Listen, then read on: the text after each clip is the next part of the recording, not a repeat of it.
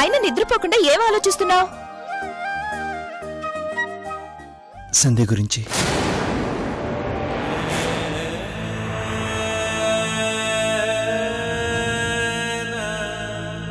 నా బావ ఇప్పుడిప్పుడే మామూలు మనిషి అవుతున్నాడు.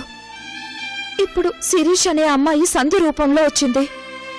మళ్ళీ మా బావలో పాతగాయాన్ని రేపొద్దు. ఇప్పుడు సంధ్య లాంటి అమ్మాయి శిరీష్ వచ్చిందని తెలుసు కదా? తెలుసు.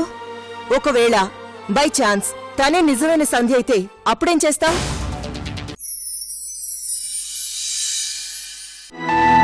చాలా కాలమైందమ్మా సొంత ఊరిని వదిలిపెట్టి. ఒకటి కాదు, రెండు కాదు, చాలా ఏళ్ళైపోయిందమ్మా. బిజినెస్ కే లియే ఆయి హే.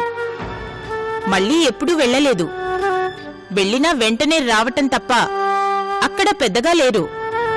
అందుకే బేటి నాకొక్కసారి మన ఊరికి వెళ్దామనుంది. తీసుకుని వెళ్తావా? అక్కడికా? అయినా బిజినెస్ అంతా ఇక్కడ పెట్టుకుని అక్కడేం చేస్తా డాడ్? హైదరాబాద్ లో కూడా మన బిజినెస్ లేవా? కావాలంటే మన హెడ్ ఆఫీస్ అక్కడ shift చేద్దామమ్మా.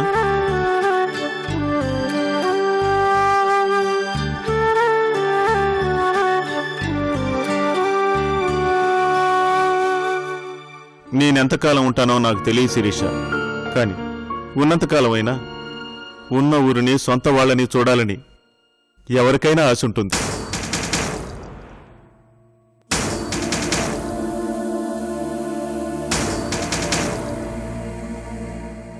Of course dad, it's true.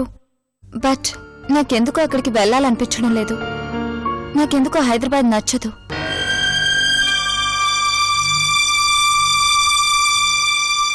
క్యా హువా బేటీ? అసలు నువ్వు సరిగ్గా అక్కడికి వచ్చింది లేదు. ఎందుకు నచ్చదు? బోలో బేటీ. ఎందుకంటే ఏం చెప్పలేనమ్మా. కానీ నాకు ఈ ఊరు వదిలి రావాలని లేదు. కావాలంటే మిమ్మల్ని పంపిస్తాను, మీరు వెళ్ళండి. వద్దమ్మా, నిన్నొక్కదాన్ని ఇక్కడ వదిలేసి మేము వెళ్ళి అక్కడేం చేస్తాం? వద్దు, మేము కూడా ఇక్కడే ఉంటాం.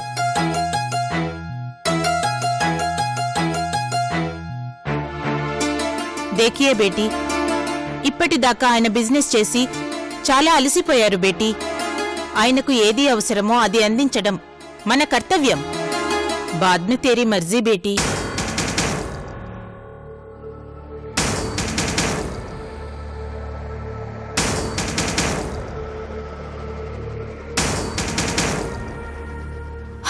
ఓకే డాడ్, మనం వెకేషన్కి కాదు, కంప్లీట్గా షిఫ్ట్ అవుదాం.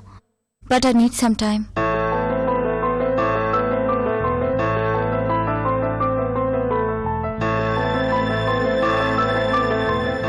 నిజంగానా?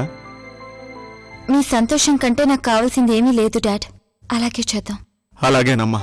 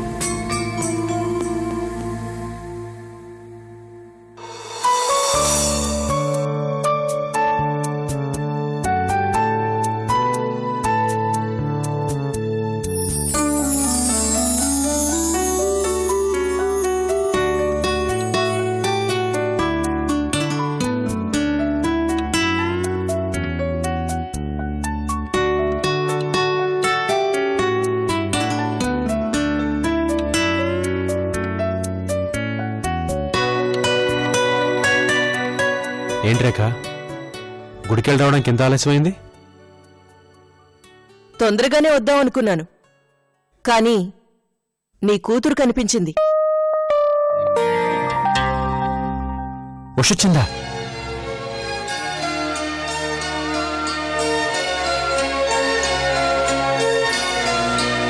అబ్బబ్బబ్బబ్బా, ఆ ఆత్రం చూడు. అవును, తనే వచ్చింది. తనతో మాట్లాడుతూనే లేట్ అయింది. అంటే ఉషా నువ్వు మాట్లాడుకుంటున్నారా? మీ ఇద్దరి మధ్య ఉన్న పంతాలు పట్టింపులు తొలగిపోయాయా? మేమిద్దరం మాట్లాడుకోక మాకేమైంది?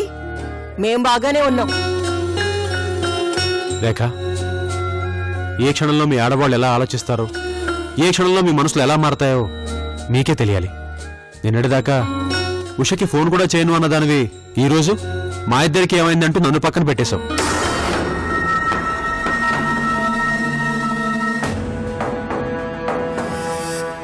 పోనీలే, ఇకనైనా నీ కుష మీద కోపం పోయిందా? కన్న తల్లివి నువ్వే దాని మీద కోపగించుకుంటే ఇంకొషనెవరు చూసుకుంటారు చెప్పు? నా కోపం ఎందుకో నీకు మాత్రం తెలీదా రఘు? తెలుసు, కానీ జరిగిపోయిన దాని గురించి ఎందుకు తవ్వుకోవటం? రేఖ, నీకంటే ముందు నుంచి సంజయ్ గురించి ఉషకి తెలుసు. సంజయ్ విషయంలో మొదట నిర్ణయం తీసుకుంది ఉషే. అలాంటి ఉషే సంజయ్ మారాడని నమ్మి తనతో జీవితాన్ని పంచుకుంటున్నప్పుడు నువ్వింకా సంజయ్ని అనుమానించడం ఏంటి? ఎంతమంది చెప్పినా వాడి విషయంలో నా నిర్ణయం మాత్రం మారదు.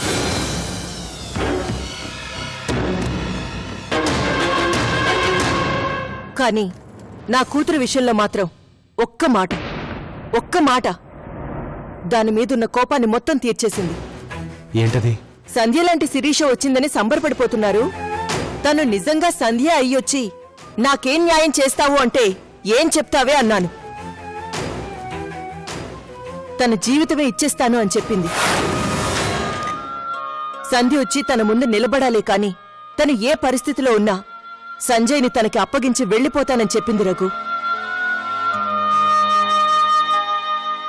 ఆ ఒక్క మాట తన్ని నా దృష్టిలో ఎంతో ఎత్తుకు తీసుకెళ్ళింది. నా కూతుర్ని నేను చాలా బాగా పెంచాననే నమ్మకం ఇప్పుడు నాకు కుదిరింది. నీ కూతురుని నువ్వు బాగానే పెంచావు రేఖ, కానీ నీ మీదే నీకు నమ్మకం లేకుండా పోయింది.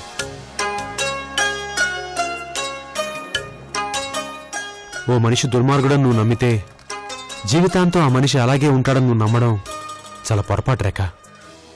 మనిషిలో మార్పుకి ఒక సంఘటన చాలు, ఒక్కోసారి ఒక మాట చాలు. సంజయ్లో మార్పుని గమనించు. నీ కూతుర్ని అల్లుణ్ణి చేరది. నేను సంజయ్ విషయంలో నమ్మను. అయినా సంధ్యకి చెయ్యాల్సిన అన్యాయమంతా చేశాక వాడు మారితే ఏంటి, మారకపోతే ఏంటి? రేఖ, రేఖ,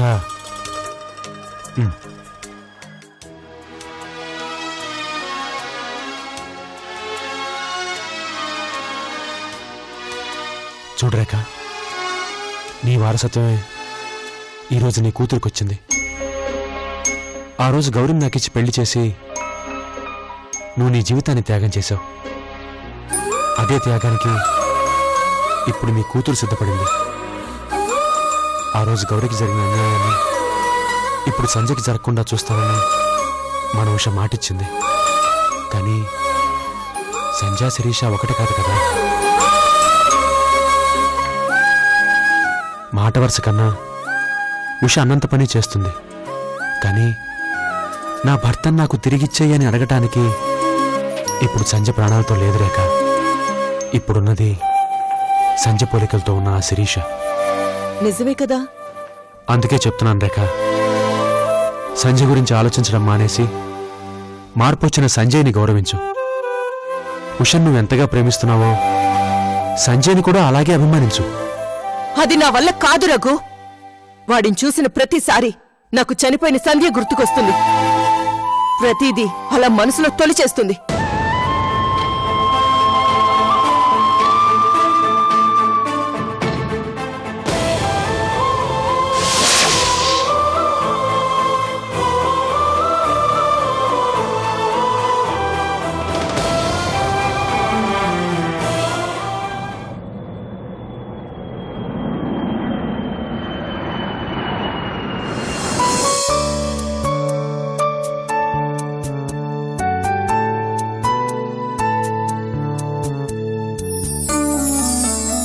నమస్కారం మేడం.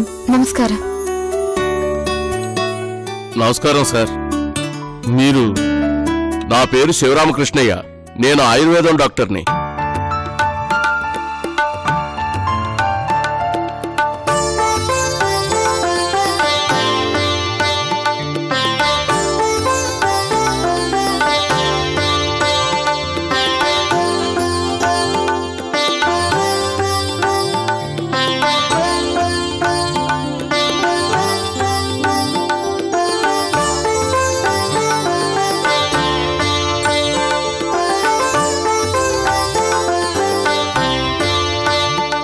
అమ్మా, మీరు భయపడాల్సిందేమీ లేదు. మీ నాన్నగారిని తొందరలోనే నడిపించే బాధ్యత నాది.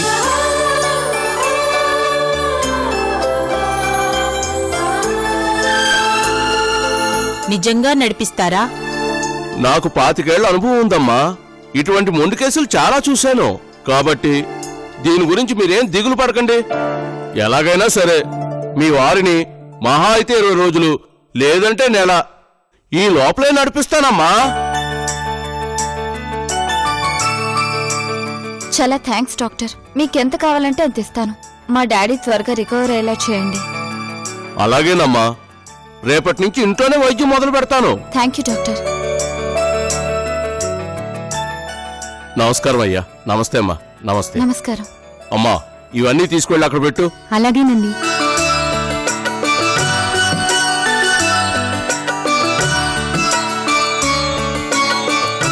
ఏంటమ్మా ఇదంతా? మనం వచ్చేసరికి ఆయుర్వేద డాక్టర్ రావటం, చూడటం, వెళ్ళటం. అసలు ఈ ఇల్లు ఎవరిది ఏంటి? మనం హైదరాబాద్కి వెళ్ళాలని చెప్పారు కదా డాడీ. మనం వెళ్ళాలనుకుంటే ఇవన్నీ ఎంతసేపు చెప్పండి. ఈ ఇంటిని లీజ్కి తీసుకున్నాను. ఇక నుంచి మనం ఇక్కడే ఉండబోతున్నాం. మీకు ఆయుర్వేదం ట్రీట్మెంట్ చేస్తే తొందరగా క్యూర్ అవుతుందని చాలా మంది సజెస్ట్ చేశారు డాడీ. అందుకే ఫోన్ చేసి శివరామకృష్ణయ్య గారిని పిలిపించాను. ఆప్కి బేటీ హేనా? ప్లానింగ్ లో మీకన్నా ముందే ఉంటుంది. Yes dad. ప్లానింగ్ గురించి మీ దగ్గర నుంచి చాలా విషయాలు నేర్చుకోవాలి. ఏం ప్లానింగ్ ఉంటే ఏముందమ్మా? సరైన సమయంలో ఆరోగ్యం పాడు చేసుకుని నీ మీద భారం మోపాను.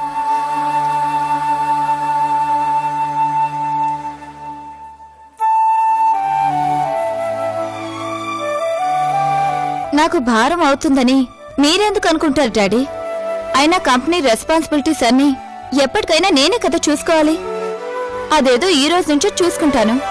That's it dad. మనం కంపెనీని పూర్తిగా ఇక్కడికి షిఫ్ట్ చేస్తున్నాను.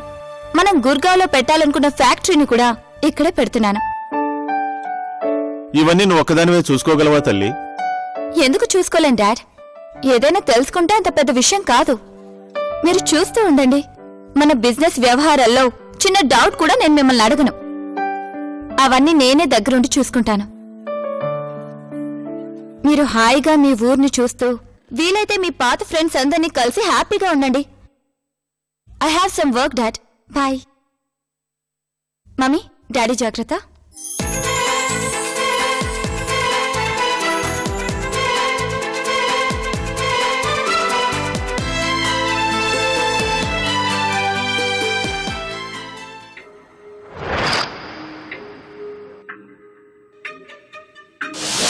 ఉషా, టీ పెడుతున్నావా?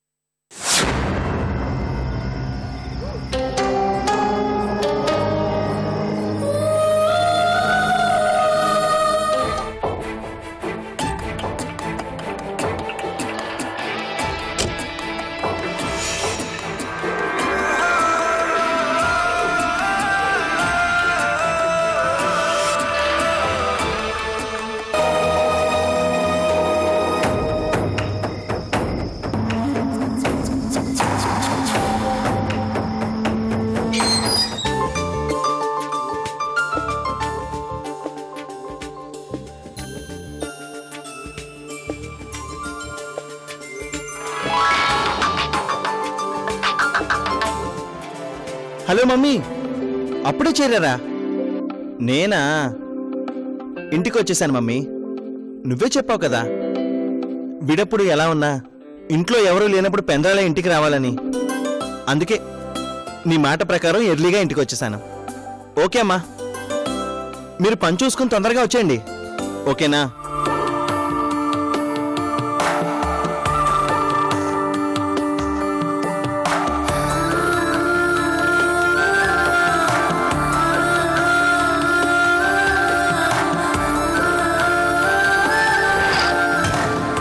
ఉష కోసం త్వరగా వచ్చేసావా సంజయ్?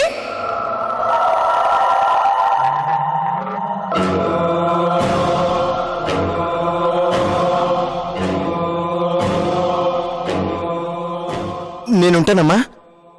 సరేనమ్మా.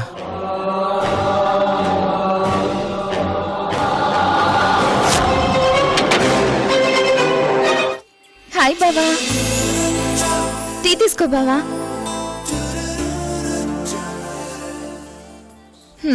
ఏంటి నిలబడే తాగుతావా? కూర్చొని తాగు.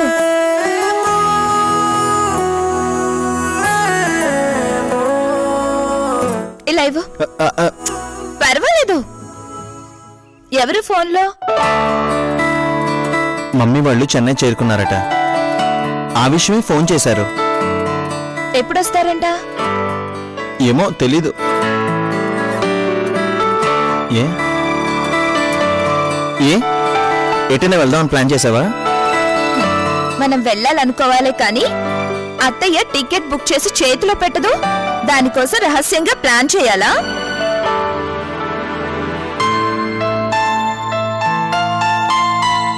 ఉషా, నీ వల్ల నాకు లైఫ్లో కొన్ని కోరికలు మిస్ అయిపోతున్నాయి. నా వల్ల? ఏంటవి? అమ్మా నాన్నలకు తెలియకుండా కొన్ని చిన్న చిన్న రొమాన్స్లు, ఇంట్లో వాళ్ళకి తెలియకుండా ఎక్కడికైనా చిక్కడి లాంటివి ఉంటాయి చూసావా, అవి మిస్ అయిపోతున్నాయి. నేను అనాలే గాని ఏది కావాలంటే అది తెచ్చి పెడుతుంది మమ్మీ. అదే ప్రాబ్లం. అబ్బా, ఏవో అనుకున్నాను కానీ అయ్యగారికి ఆశలు చాలానే ఉన్నాయి. నాకు తెలియనే తెలీదు ఇలాంటి కోరికలుంటాయని. నువ్వు ఒట్టి పప్పు సుద్దావు కదా. నేను పప్పు సుద్దనా? నువ్వే మొద్దువి. ఏమన్నావు? నేను మొద్దునా? అవును, అందుకే ఒళ్ళంతా ఎంత గట్టిగా బండరాయిలా ఉందో చూడు. హలో, ఇది రావాలంటే ఎంత హార్డ్ వర్క్ చేయాలో తెలుసా? పెద్ద పెద్ద హీరోలే 6 ప్యాక్ల కోసం రోజుకి 6 అవర్స్ కుస్తీలు పడుతున్నారు. ఇప్పుడు అర్థమైందా నిన్ను పప్పు సుద్దని ఎందుకన్నానో? 6 ప్యాక్ బాడీని పట్టుకుని బండ శరీరం అంటున్నప్పుడే అర్థమైంది. బావా, నీకు విషయం అర్థం కావట్లేదు. నిన్ను మొద్దంది నీ బాడీ గురించి కాదు, నీ బ్రెయిన్ గురించి.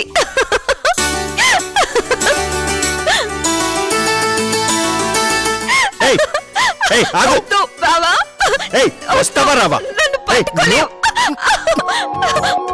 బావా ప్లీజ్. ఎక్కడికి పరిగెడతావు? ప్లీజ్ బావా, వద్దు బావా. ఎక్కడికి పరిగెడతావు? బావా ప్లీజ్. బావా ఉషా, ఉషా ఆగు. బావా ఉషా, ప్లీజ్ బావా, వద్దని చెప్తానా? వదులు బావా ప్లీజ్ చెప్పు, బావా. ఇప్పుడు చెప్పు. నాకు బ్రెయిన్ లేదా?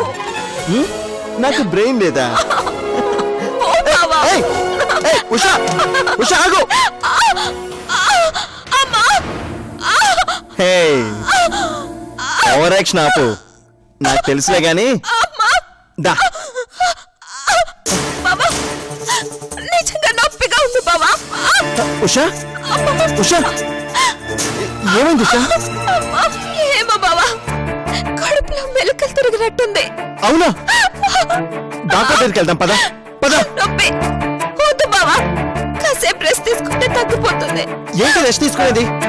నొప్పితో బాధపడుతుంటే ముందు హాస్పిటల్కి వెళ్దాం పద. పద. ఉషా, ఉషా రా, రా చెప్పు.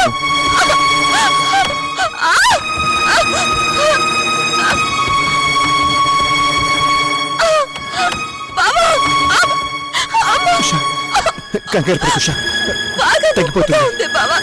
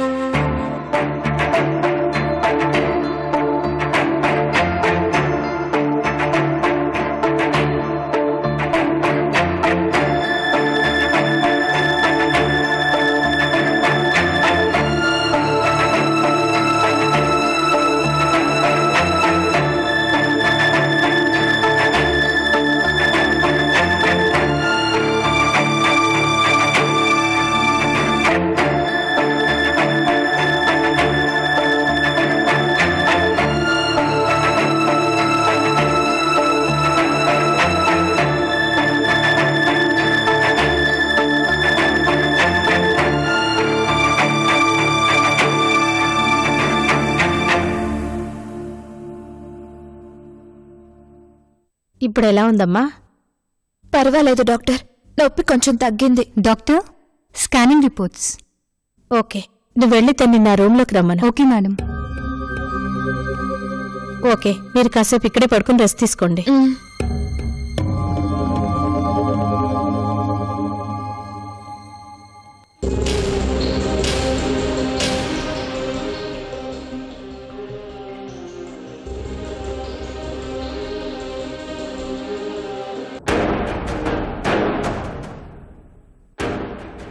సార్, మిమ్మల్ని డాక్టర్ గారు పిలుస్తున్నారు.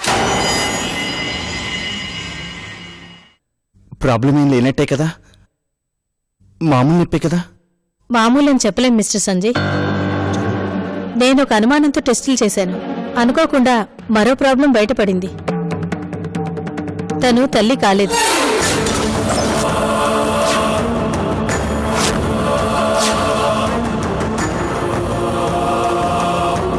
ఏంటి డాక్టర్, మీరు చెప్పేది నిజమా?